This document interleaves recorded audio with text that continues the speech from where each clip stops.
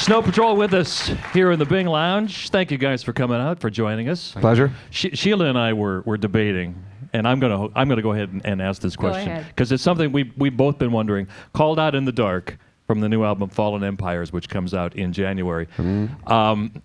Our favorite part of the song. No, it's not the favorite part. It's just a part. Well, it's my favorite part. Okay. It is going into every line. You guys go shh.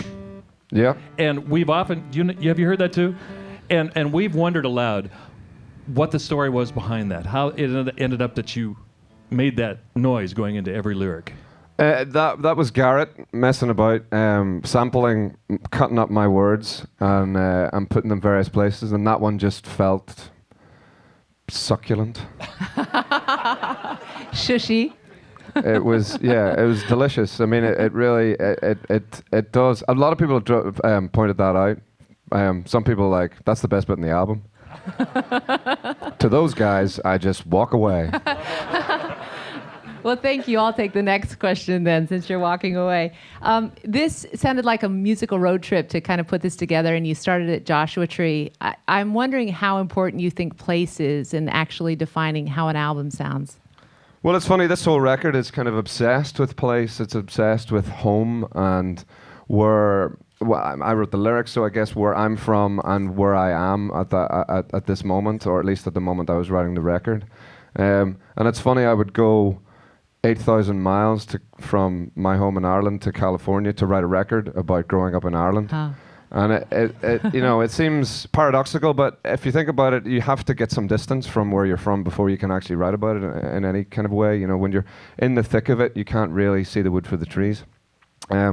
But it was an amazing experience to be able to have some clarity about growing up. You know, I wanted this album to be about trying to regain that childlike wonder of seeing the world, you know, through eyes that aren't, desensitized by the bombardment of experience and, you know, the internet and news and all the things that aren't important, really, and take it back to just looking at things singularly, because that's what a kid does brilliantly. You know, I have a young niece who's 4 years old, and she's able to concentrate completely, perfectly, and completely still on one thing at a time, and I just watch her, and I'm like, oh my God, I wish I could do that. I'm sitting watching the TV with my laptop open, texting someone with my other hand, you know what I mean?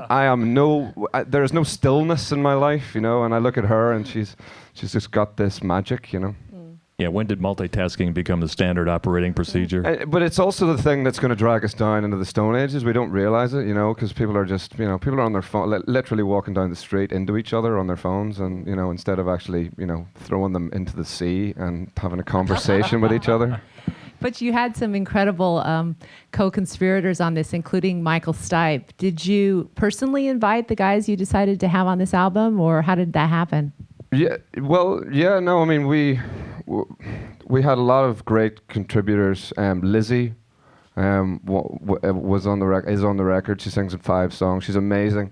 Anyone hasn't heard her record, it's called Catching a Tiger. It's a brilliant, brilliant album, and she's an incredible talent. You know, she can kind of go from sounding like Janis Joplin to Stevie Nicks to, you know, she's got that amazing purity in her voice that just sounds like it comes from a primal place, and she really sort of breathed life and also a feminine side into the record that we never really have. You know, I mean, I'm always talking about splitting up with girls, but they never have their voice, you know, on the record. You know, it's definitely my side of the story. Even though I'm very hard on myself, it's still a new thing for us, really. We had one duet before with Martha Wainwright, which you know, I adored, but it was very much her starring role. Lizzie has taken she's also almost like a co-pilot in a way. You know, she's in the background of the record, but gives so much texture and heart and warmth and depth to it.